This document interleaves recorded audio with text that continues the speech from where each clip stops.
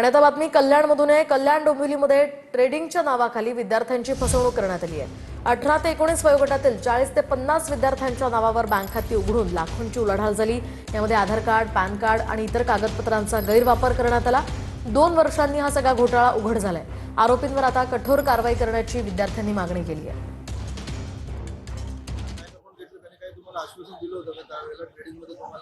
नाही, त्यावेळेला त्यांनी असं काहीच आश्वासन दिलं नाही आम्हाला की तुम्हाला ट्रेडिंग मधून काय पैसे भेटतील।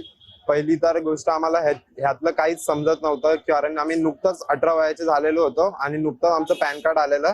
तर त्यांनी जवळजवळ असेच सगळ्या मुलांना ह्याच्यामध्ये फसवलंय। 2024 ची गोष्ट आहे आणि आम्हाला ही गोष्ट आज कळते 2026 मध्ये की आमच्यासोबत फ्रॉड वगैरे झालेत। आमच्या बँक अकाउंटनी बऱ्याच स्टेटमध्ये फसवणूक झाली आहे आणि ते फसवणूकचे पैसे आमच्या अकाउंटला येऊन इकडे तिकडे ते बाहेर निघाले आहेत आणि निवल आमचे काही मित्र आहेत त्यांच्यावरती गुन्हे दाखल झाले आहेत। खरं तर अनेक आपण स्कॅम बघतोय या ठिकाणी, फसवणुकीचे अनेक प्रकार बघतोय। क्रिकेटचे बिटिंग असेल किंवा लॉटरी सिस्टम असेल, पत्ते असेल, म्हणजे अनेक प्रकारचे जुगार ते बँकेच्या खात्यांच्या माध्यमातून खेळले जातात आणि असाच प्रकार यांच्यासोबत झालेला आहे। आणि मी या ठिकाणी आवाहन करतो कल्याण डोंबिवलीच्या तरुण मुलांना, विद्यार्थ्यांना की आपण अशा फसवणुकीला बळी